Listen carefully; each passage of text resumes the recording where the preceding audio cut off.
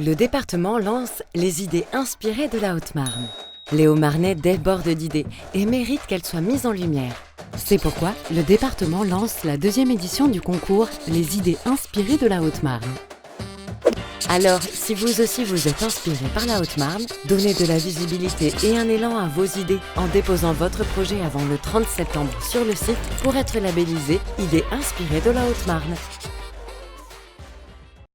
Pour vos travaux de terrassement et d'assainissement, faites confiance à Célange TP à Humbécourt, votre spécialiste dans la pose de microstations agréées à moindre coût. Célange TP, c'est plus de 20 ans d'expérience à votre service. Contactez-nous au 03 25 06 28 90 ou rendez-vous sur notre site entreprise-assainissement-haute-marne.fr.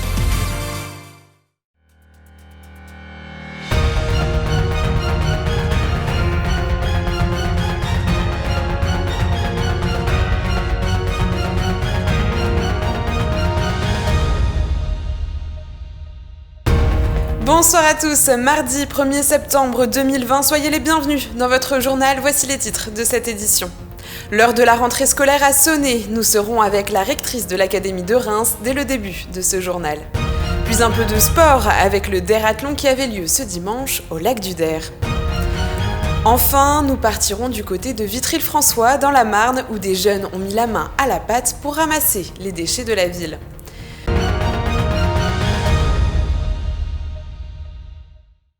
Ce matin, c'était le grand jour pour les enfants, mais aussi pour les parents qui ont emmené leurs enfants à l'école, après pour certains 6 mois sans y avoir mis les pieds. Alors à Saint-Dizier, en début d'après-midi, la rectrice de l'Académie de Reims, le président du département de la Haute-Marne et le maire de Saint-Dizier ont rendu visite aux élèves de 6e du collège Anne-Franck. Une rentrée évidemment placée sous le signe du coronavirus et des gestes barrières. Je vous propose d'écouter la rectrice qui tire déjà un bilan positif de cette rentrée. Très contente d'être en Haute-Marne et la rentrée se passe très bien.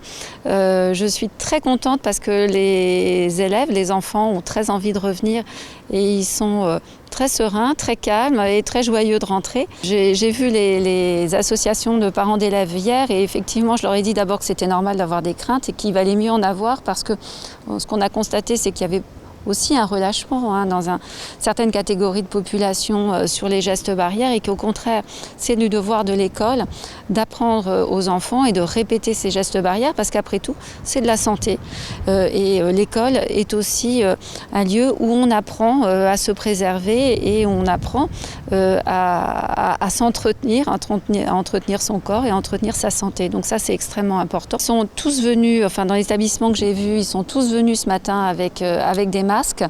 Bon, ils conçoivent que ça va peut-être être un petit peu lourd sur la durée, mais bon, il y a des temps, je dirais, de récréation, notamment la pratique sportive se fera sans masque et puis ils sont conscients aussi qu'il faut s'y habituer parce que voilà, il faut, comme je leur ai dit, si on le porte de manière raisonnable et consciencieuse, nous pouvons espérer que d'ici quelques mois, eh bien, nous fassions une sortie d'école sans masque. Voilà, espérons en tout cas. Et la rentrée ne concerne pas uniquement les élèves. Hier, le maire de Saint-Dizier a donné sa première conférence de presse de la rentrée, l'occasion d'aborder les premiers axes de son mandat et d'amorcer un changement de méthode. Quentin Brière promet plus de proximité, on l'écoute tout de suite. Très peu de monde est venu voter, mais c'est pas pour rien. C'est parce qu'il y a cette perte de confiance qui est là et qu'on ne peut pas regarder comme ça sans réagir. Voilà. Et la confiance, elle se fait les yeux dans les yeux, en se rencontrant, en discutant, en étant sur le terrain. Voilà, moi, ce que je veux, c'est être au contact de la réalité, pas enfermé dans mon bureau. D'abord, je crée et j'ouvre des permanences du maire. Mon bureau sera ouvert tous les mardis, sur rendez-vous quand même, à tous ceux qui le veulent, à tous ceux qui ont besoin de me rencontrer pour me faire part d'un projet, d'une inquiétude, d'une difficulté. J'ai dit que je serais auprès de tous. Ben voilà, je veux le faire en commençant comme ça. Ce sera tous les mardis. Et puis un mardi par mois, ce sera en délocalisé, pas forcément dans mon bureau. Ça pourrait être au centre socio-culturel ou à un autre endroit de la ville de Saint-Dizier. Ensuite, je veux aller à la rencontre des habitants maintenant en tant que maire, donc en faisant des visites de quartier. Donc on indiquera les dates en avance et pendant plusieurs heures, on marchera dans le quartier, on ira à la rencontre des gens, des habitants. On fera aussi les sorties d'école quand c'est possible pour rencontrer les familles et j'y tiens aussi particulièrement. Et puis le soir, on fera une réunion, comme ça une rencontre où on discute à bâton rompu ensemble. Le dérathlon devait avoir lieu au mois de mai, cependant avec le confinement, il a été reporté. C'est finalement ce dimanche que les sportifs ont pu apprécier le cadre du lac du Der pour repousser leurs limites. Un sujet signé Julien Carré. Dernier échauffement avant le départ pour la course, ces sportifs s'apprêtent à effectuer plusieurs épreuves, course à pied, canoë, kayak ainsi que du VTT dans le cadre de la 9e édition du dérathlon. Cette édition était prévue au départ fin mai, donc déjà elle a été annulée à cause des règles Covid. Après on a pu la reporter donc pour cette date. Deux parcours sont proposés aux athlètes, un format court de 17 km et un long de 40 km. Près de 300 sportifs ont rechaussé leurs baskets après 6 mois sans compétition. Avec le Covid, ça nous manquait tout ça, donc on est content de reprendre cette course-là, la première course du coup. Les courses se font en duo. Louane et Angéline y participent pour la seconde fois. Ça se passe très bien, il faut juste communiquer ensemble et voilà. C'était le même parcours qu'on connaissait, mais du coup on s'est pas perdu et puis le terrain était très bon. L'heure des résultats a sonné pour les sportifs du format court. À la tête du classement, l'équipe à fond la forme, portée par Corentin et Ronan. Le duo participe pour la première fois au dérathlon et sont arrivés avec 5 minutes d'avance. Là on est parti un peu vite à pied.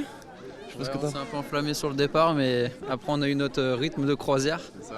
Niveau canoë, Ronan c'est une machine, donc on a creusé un peu l'écart. En run and bike on a bien tourné, on était bien organisé. Et puis en VTT on s'est fait plaisir sur tout du long, une demi-heure et que du kiff. Non, pas de regret, que du kiff là, c'était vraiment top. On sera là l'année prochaine. Le message est clair, les deux vainqueurs remettront leur titre en jeu l'année prochaine. Mais une chose est sûre, ils vont tout faire pour rester sur la première marche du podium. On estime que dans le monde, chaque année, plus de 4 milliards de mégots de cigarettes sont jetés dans la rue. Un fléau qui n'échappe pas à nos centres-villes. La semaine dernière, des jeunes vitriards ont participé à une grande marche dans le quartier du Hamois afin de ramasser de nombreux déchets, dont majoritairement des mégots. Un reportage de Juliette Da Silva. Sacs, poubelles et pinces à déchets à la main, plusieurs jeunes de Vitry-le-François se sont mobilisés pour l'opération Ville propre. Ce vendredi, une dizaine d'entre eux a œuvré pour la propreté du quartier du Hamois, une action menée par l'association Sauvegarde de la Marne qui sollicite régulièrement les jeunes du quartier. On le fait tous les ans dans chaque quartier prioritaire notamment. Aujourd'hui on a décidé de faire ça dans toute la ville de Vitry-le-François. Suite à cette action-là, je sais qu'on a des retours plutôt positifs. Une activité qui semble d'ailleurs avoir réjoui les jeunes participants, fiers de leurs nouveaux réflexes et conscients de leur empreinte écologique. Je pense que c'est une bonne idée aussi un peu des fois de nettoyer, d'aider parce qu'il faut penser au futur. Et du coup, je pense que nettoyer en plus un quartier qui est proche de chez nous, ça peut toujours aider et c'est plus agréable. Au programme nettoyage du quartier, mais aussi prévention, Linda et Kader sensibilisent les habitants du quartier à l'environnement.